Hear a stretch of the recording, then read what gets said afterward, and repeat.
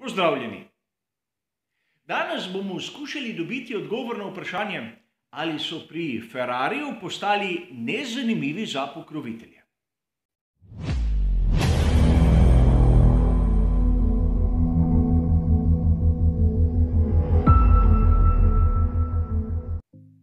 Vprašanje se bo zdelo marsikateremu navdušencu Formule 1 in verjetno večini navijačev Scuderie Ferrari malodane bogoskrunstvo.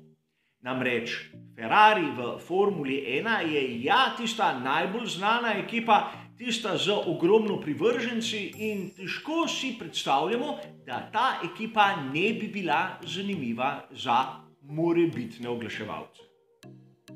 V sezoni 2022 bomo videli kar nekaj sprememb tudi na reklamnih napisih, ki bodo prisotni na bolidih Scuderie Ferrari.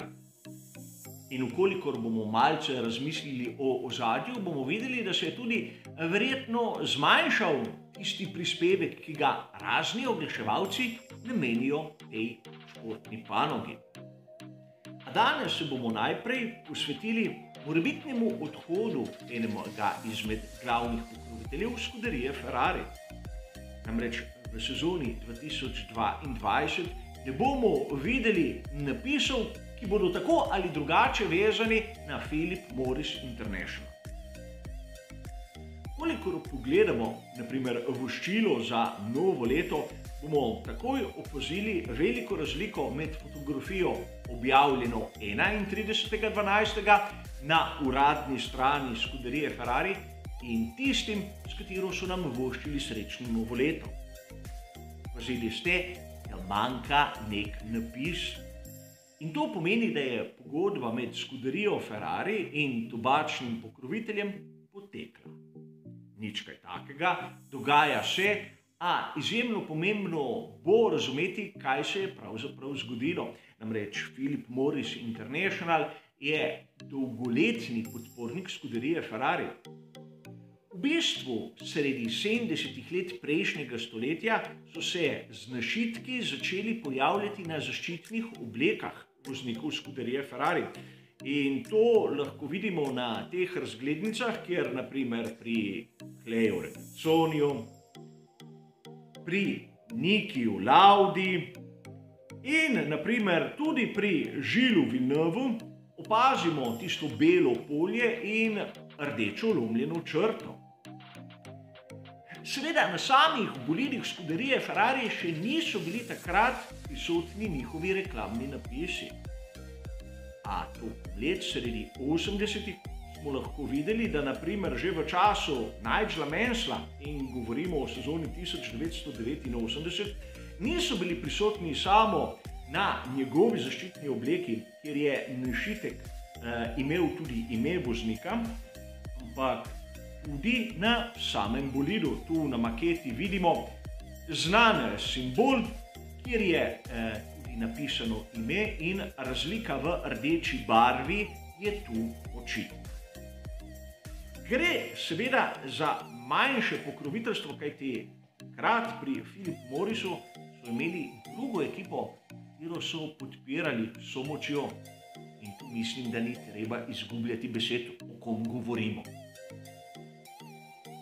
A pri Scuderii Ferrari je bila prisotnost tega tobačnega pokrovitelja zmeraj močnejša. V začetku 90. let so bili tudi njihovi napisi prisotni na samih bolidih. Začelo se je, če me spomin ne vara, leta 1993. Namreč iz tistih nalepk, ki so nekako samo označevala ime voznika, smo začeli napis videti tudi naprimer na zadnjem stabilizatorju. Moramo biti pozorni, kajti do leta 1997 je bila ona druga ekipa primarna. Takrat so zamenjali tobačnega pokrovitelja. Kar naenkrat je Ferrari vstopil v prvi plan. Bolid Scuderie iz Maranella je postal, hočeš nočeš, reklamni pano za znamko cigaret. In lep primer Ferrari iz sezone 2002. Vidimo, kako na tej maketi, ki je nastala po prepovedi reklamiranja tobačnih izdelkov, je na zadnjem strani kar velik del posvečen tobačnemu napisu in tudi tu na zadnjem aerodinamičnem stabilizatorju vidimo, da manjka tisti vsem nam znani napis. Takrat je bilo to dovoljeno in do sezone 2006 ni nihče pravzaprav se preveč o tem pritoževal. Nato smo videli razne kombinacije, kjer je tobačni pokrovitelj nekako postal tudi del identitete Scuderie Ferrari, kjer smo ga videli tudi v uradnem imenu, kot je na tem bolidu iz sezone 2015, kjer vidimo na simbolu, na boku, njihovo praktično pravo nomenklaturo, namreč Scuderia Ferrari povezana s tobačno znamko. Da bomo bolje razumeli, v kaj se spuščamo, moramo pogledati enega izmed najlepših bolidov Scuderie Ferrari v zadnjem desetletju, vsaj po mojem mnenju, in to je SF70H, kjer Scuderia Ferrari seveda v tistem tobačni schemi še zmeraj prednjači na boku in imamo tistega povratnika, ki bo letos zopet krasil bolide iz Maranela, Banco Santander. To je zadnja sezona, ko imamo to špansko banko, ampak prisotni so tudi drugi pokrovitelji, namreč skupina Luxottica in UPS. A dajmo se za enkrat nekako koncentrirati na Philip Morris International in kolikšen je bil njihov prispevek. Gledamo sezono 2019, ki je tista zadnja sezona pred pandemijo, bomo videli, da po dosegljivih virih so Ferrariju namenili 30 milijonov. Torej, samo Philip Morris International je nakazal na račun Ferrarija pravzaprav skoraj celotno vsoto, ki je potrebna za sezono svetovnega prvenstva Formule 1, vsaj v sezoni 2022 z omejitvijo proračuna. Vidimo lahko, da Luxottica oziroma Ray-Ban nekje 12 milijonov plus pol milijona v izdelkih, kar je sicer malce čudno. Kurirska služba UPS 25 milijonov plus 3 milijone in pol v uslugah in dobavitelj goriv ter maziv Shell zopet 25 milijonov, kar je nekako malce čudna kombinacija. Kajti, ukolikor se spomnimo makete, ki sem jo pokazal prej, vidimo, da prej citirana 3 podjetja imajo približno enako površino na boku samega bolida.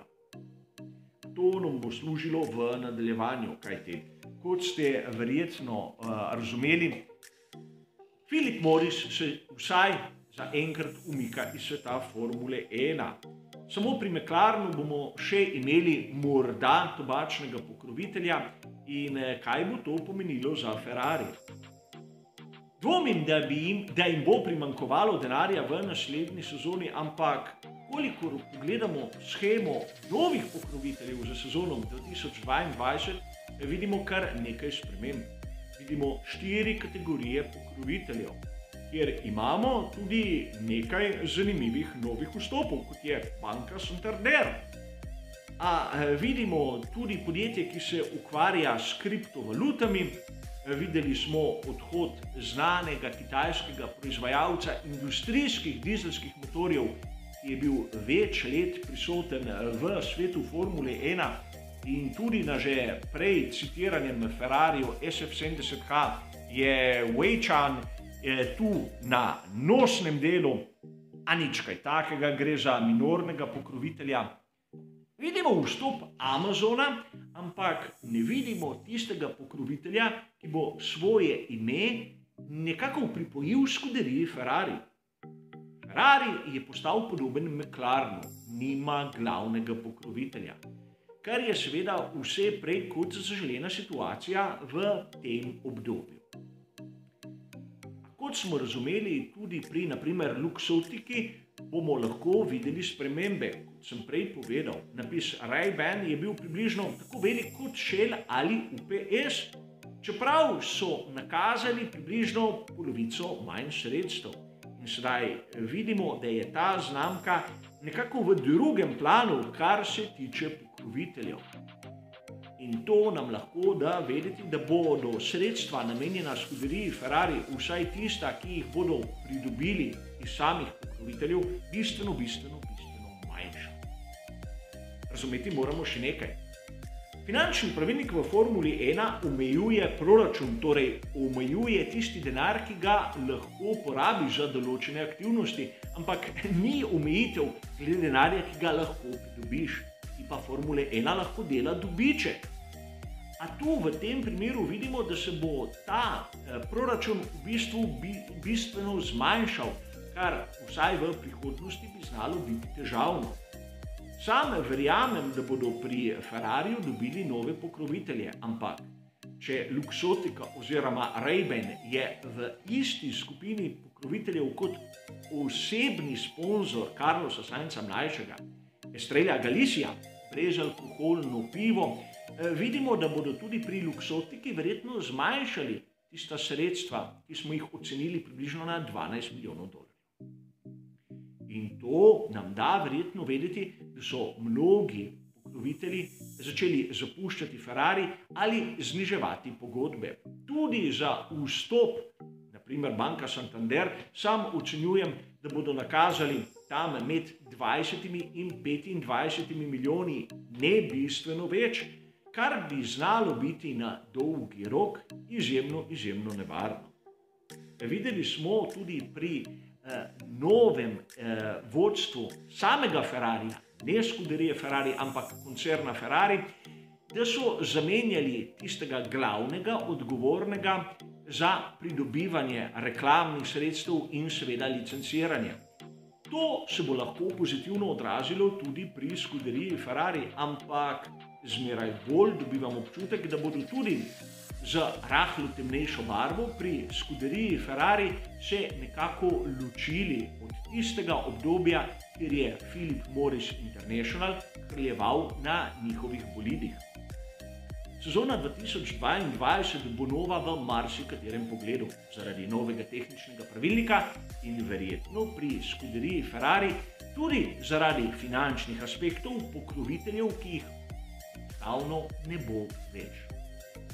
Ta nov začetek lahko pomeni tudi novo pot k novim zmagam in novim naslovom. A o tem se bomo pogovarjali seveda, ko bo čas za to. Zaenkrat pa hvala za vašo pozornost ter seveda nasvidenje.